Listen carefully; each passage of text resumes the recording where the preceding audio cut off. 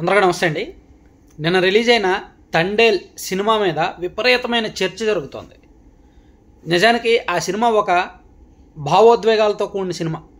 దేశభక్తి, ఆ మత్స్యకారుల జీవనశైలి, అలాగే ప్రేమ జంట, కొత్తగా పెళ్ళైన జంట, భర్త పాకిస్తాన్లో బందీగా ఉండడం, అతని కోసం పోరాటం చేసే భార్య, ఆమెతో పాటు వచ్చే ఆ బాధితుల యొక్క మరో 20 మంది భార్యలు, ఈ పోరాటం మొత్తం దాని చుట్టూ అల్లుకున్న కథ. అయితే దీనిలో భావోద్వేగాలు, ఈ సెంటిమెంట్స్, మత్స్యకారుల జీవనశైలి, ప్రేమ, వ్యవహారం, ఎమోషన్స్ ఇవన్నీ పక్కన పెట్టి రాజకీయ కోణం మీద ఎక్కువగా చర్చ జరుగుతుంది. మన సోషల్ మీడియాలో ఎక్కువగా జగన్మోహన్ రెడ్డి గారిని హైప్ చేస్తూ, ప్లస్ అప్పటి బీజేపీని వాళ్ళని వీళ్ళని హైప్ చేస్తూ కొన్ని చర్చలే జరుగుతున్నాయి. సో అసలు ఈ తండేల్ కథకి అండ్ జగన్మోహన్ రెడ్డి గారికి ఏమైనా సంబంధం ఉందా? నిజంగా జగన్మోహన్ రెడ్డి గారు వీళ్ళకి ఏం మేలు చేశారు? సో ఈ కథలో ఆయన పాత్ర ఏమైనా ఉందా? ఇదంతా కూడా కాస్త ఇంట్రెస్టింగ్ పరిణామం. నేను నిజానికి సినిమా నిన్న చూడలేదు కాబట్టి నేను సినిమా రివ్యూ ఏం చెప్పలేదు. ఈరోజు మధ్యాహ్నం వెళ్ళి చూసి వచ్చాక సరే సింపుల్గా ఒక లైన్ అయితే చెప్తాను.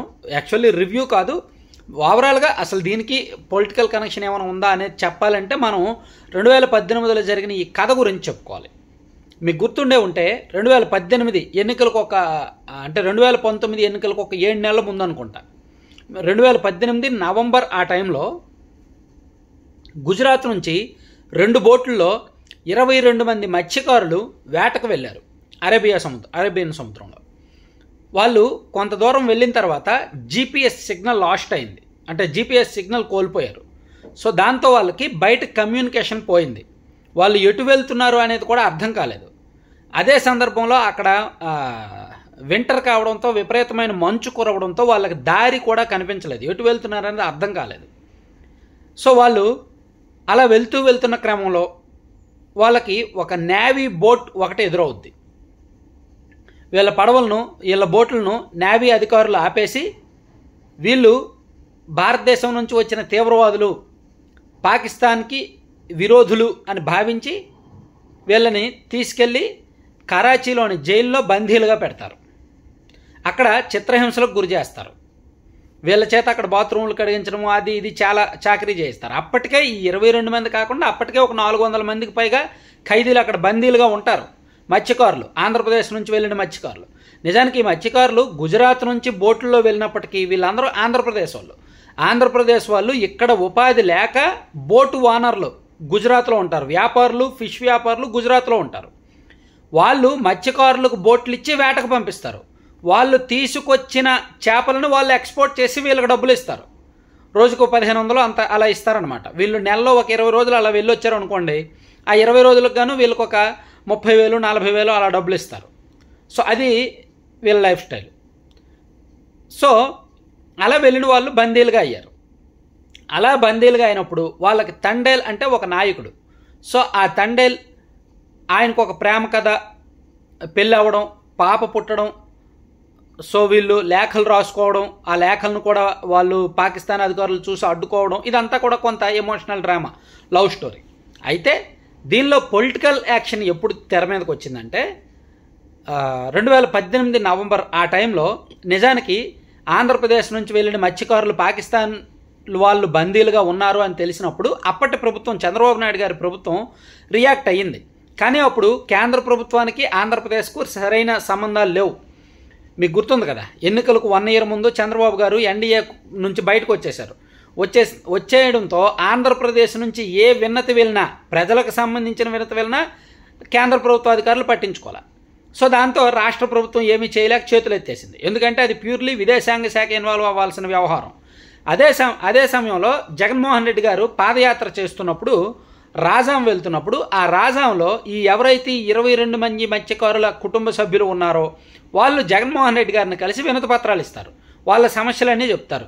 దానికి జగన్మోహన్ రెడ్డి గారు అధికారంలోకి వచ్చిన వెంటనే, ఇంకొక 4 నెలల్లో మన ప్రభుత్వం అధికారంలోకి వస్తుంది, అధికారంలోకి వచ్చిన వెంటనే మీ సమస్య పరిష్కరిస్తాను అని చెప్పి హామీ ఇస్తారు.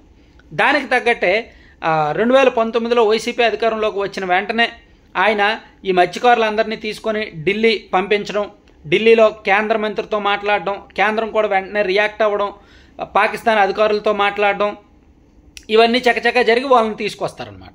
సో అంటే ఇక్కడ కేవలం ఆ దర్శకుడు చూపించాలి అనుకుంటున్న వ్యవహారం ఏంటంటే, ఆయన ఇంటెన్షన్ ఏంటంటే మత్స్యకారుల జీవన శైలి, వాళ్ళ మధ్య ఈ ప్రేమ ప్లస్ వాళ్ళ పోరాటం, అక్కడ పాకిస్తాన్లో ఎటువంటి ఇబ్బందులు పడ్డారు, ఈ నిజంగా జరిగిన ఈ కథను ఆయన తెర మీద చూపించాలనుకున్నాడు. ఈ క్రమంలోనే జరిగిన కథ కాబట్టి అందులో విదేశాంగ మంత్రి పాత్ర కావచ్చు, జగన్మోహన్ రెడ్డి గారి పాదయాత్రకు సంబంధించి ఇవన్నీ కూడా పెట్టాల్సి వచ్చింది. బ్యాక్ ఎండ్లో కొంత చర్చించాల్సి వచ్చింది. దాంతో ఎస్ జగన్మోహన్ రెడ్డి గారి వలన ఈ కథ ఉంది, జగన్మోహన్ రెడ్డి గారే దీన్ని సాల్వ్ చేశారు, అది అన్నారు. సో దీనిలో ఆయన పాత్ర కొంత ఈ ఓవరాల్ స్టోరీలో, ఈ నిజంగా జరిగిన స్టోరీలో నిజంగా జగన్మోహన్ రెడ్డి గారి పాత్ర ఉంది కాక, విదేశాంగ శాఖ మంత్రి గారి పాత్ర, కేంద్ర ప్రభుత్వ పాత్ర ఉంది కాక, సో అందుకని దానిలో సినిమాలో చిన్న చిన్న పాత్ర వాడేసరికి ఇప్పుడు వైసీపీ వాళ్ళు దాన్ని సోషల్ మీడియాలో హైలైట్ చేస్తున్నారు. మేబీ దాన్ని వాడుకోవడంలో తప్పేమీ లేదు. అయితే అది సినిమాకు మైనస్ అయింది. సినిమా చూడని వాళ్ళు ఇదేదో జగన్మోహన్ రెడ్డి గారిని హైలైట్ చేయడానికి తీశారేమో అనుకుంటున్నారు. నిజానికి అది కాదు. ఆ సినిమా ఉద్దేశం, ఆ సినిమా కథ అది కాదు. దీనిలో రాజకీయ కోణం వెతకాల్సిన పనే లేదు. దీనిలో దేశభక్తి ఉంది. ప్యూర్లీ పాకిస్తాన్లో ఈ మత్స్యకారులు ఏ విధంగా ఇబ్బంది పడ్డారో అనేది చూపించాడు. నాకు తెలిసి చందు మొండేటి దర్శకుడిలో జాతీయవాదం, ఈ దేశభక్తి పాళ్ళు విపరీతంగా పెరిగిపోయి బహుశా బీజేపీ ఫ్లేవర్ సినిమాలు, అంటే ఆయన ఇంతకుముందు సినిమా కార్తికేయ 2 నిఖిల్ది, దానిలో కూడా ఎక్కువగా ఆ భావజాలంతో కూడిన సినిమాలు తీశాడు. ఆ నార్త్ని ఎక్కువగా చూపించాడు ఆయన, తెలుసు కదా. సో నార్త్, శ్రీకృష్ణుడికి సంబంధించిన వ్యవహారం అదంతా ఎక్కువ చూపించడంతో అది బీజేపీ పెద్దలకు బాగా కనెక్ట్ అయింది. సో దీన్ని కూడా నార్త్ కల్చర్ని, అక్కడ తండెల ఈ వ్యవహారం, అలాగే బీజేపీ పెద్దలకు సంబంధించిన వ్యవహారాన్ని ఎక్కువగా చూపించాడు. బహుశా చందు మొండేటి రాసుకున్న సీన్లు కూడా సరిగ్గా పండలేదు. యాక్చువల్లీ స్టోరీ బాగుంది, అక్కడక్కడ సీన్లు సరిగ్గా పండలేదు. ఓవరాల్గా సినిమా అయితే యావరేజ్గానే నిలిచింది. డబ్బులు బాగానే వస్తున్నాయి. మొదటి రోజే 21 కోట్లకు పైగా గ్రాస్ వచ్చిందంట. సో ఇంకొక వారం రోజుల్లో సేఫ్ జోన్లోకి వచ్చేస్తాయి, డబ్బులు అయితే వచ్చేస్తాయి. Cinema above average hit talk ఉంటుంది. కానీ మధ్యలో ఈరోజే ఒక వార్త చదివాను ఏంటంటే, అది హెచ్డి ప్రింట్ బయటకు వచ్చిందంట, పైరసీ బయటకు వచ్చేసిందంట ప్రింట్. ఒకవైపేమో రాజకీయంగా గొడవ జరుగుతోంది, వాళ్ళకి సంబంధించిన స్టోరీ వీళ్ళకి సంబంధించిన స్టోరీ అని. మరోవైపు పైరసీ ప్రింట్ బయటకు వచ్చేసింది, హెచ్డి ప్రింట్ బయటకు వచ్చింది. దీంతో ఈ సినిమా కలెక్షన్స్ ఉన్నపలంగా పడిపోయాయి. మొదటి రోజు 21 కోట్లు వస్తే రెండో రోజు కనీసం ఈ శనివారం ఆదివారం కలిపి 30 కోట్లైనా రావాల్సి ఉంది. కానీ ఈరోజు 8 కోట్లు 9 కోట్ల దగ్గర ఆగిపోతుంది సినిమా. సో అట్లా ఓవరాల్గా చూసుకుంటే ఈ తండేల్ సినిమా, దీనికి సంబంధించిన ఎటువంటి రాజకీయ వ్యవహారాలు వెతకొద్దు. కేవలం ప్యూర్లీ అక్కడ ఏం జరిగింది, 2018లో జరిగిన వ్యవహారం, అలాగే అంతకుముందు ఎంతమంది మత్స్యకారులు అక్కడ బందీలుగా ఉన్నారు, వాళ్ళని పాకిస్తాన్లో జైలు అధికారులు ఏ విధంగా చిత్రహింసలకు గురి చేశారో, అక్కడ వాళ్ళని ఎలా పనిచేయించుకున్నారు, ప్లస్ ఈ ప్రేమ కథ ఏంటి, ఈ వ్యవహారం, ఇదంతా చూడాలి అనుకుంటే సినిమా చూడండి. అంతే తప్ప దీనిలో పొలిటికల్ ఇంటెన్షన్స్ ఏమీ వెతకొద్దు. Thank you.